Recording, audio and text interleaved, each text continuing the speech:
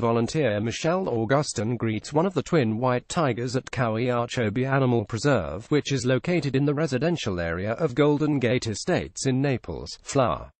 Cassie Alexandra for NPR. John and Grace Slaby met 19 years ago on an animal preserve much like the one they own and operate now.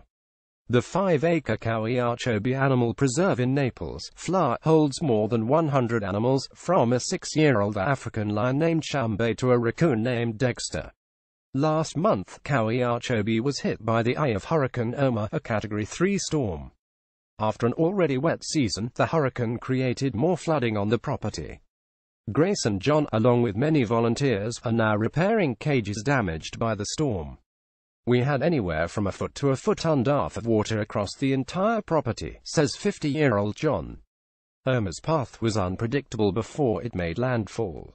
Forecasters originally expected Florida's Atlantic coast to take the brunt of the storm, but Naples, on the Gulf Coast, was hit directly as the hurricane moved north from the Florida Keys. "My wife is traumatized," John says. The hurricane was still raging and Grace was already saying she didn't want to go through something like it again. She said, "Let's sell the place and leave," he continues. "Definitely the worst storm we've been through, and we've been through a lot of them." Grace, 63, worked for 9 years at another facility in Naples before meeting John in 1998. In 2000, they started building their own preserve, which opened a year later. Grace and John live in a home at the preserve, and their days revolve around the animals. "If you're going to do this kind of thing, you're not going to have a life outside of it," John says.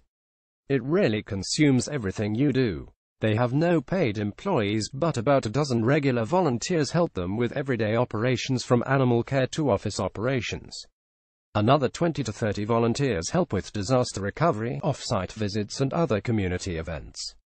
Kowiachobee was built to educate elementary school-age children in their community, and while it does rescue and rehabilitate animals, its mission is to provide awareness on issues related to animal care and conservation of exotic breeds. "There's a lot of different things that we teach," John says.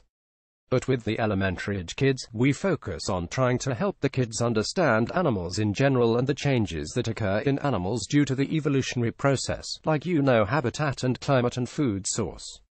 They often focus on genetics, and John uses livestock, specifically horses, to illustrate this concept.